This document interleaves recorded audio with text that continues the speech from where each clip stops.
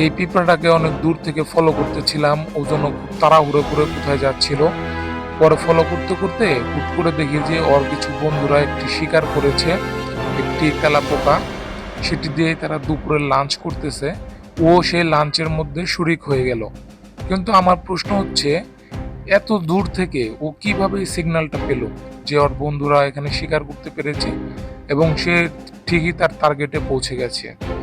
দেখুন কি মনোরম দৃশ্য। প্রত্যেকটা প্রাণীর জন্য আল্লাহ পাক রিজিকের ব্যবস্থা করেছেন, কিন্তু তার রিজিক তাকে পরিশ্রম করে সংগ্রহ করে নিতে হয়। সংগ্রহ করার পর দেখুন কি সুন্দর করে তারা খাবারটি উপভোগ করছে। এটা তাদের রিজিকে ছিল, তাদের পরিশ্রমের ফল। অপরদিকে একটা পিঁপড়া দেখলাম খাওয়া দাওয়া শেষ করে তেলাপোকার একটা পাখা নিয়ে খুব টানাটানি করছে। বুঝতে পারছি না সেই পাখাটিকে কি করবে। আর বাকি সদস্যরা পিছনে দেখতেই পাচ্ছেন তাদের খাওয়া সেরে নিচ্ছে, এবং পাশে তার একটি বন্ধু মাটির কিছু দলা বানিয়ে সেখানে অপেক্ষা করছে তার জন্য।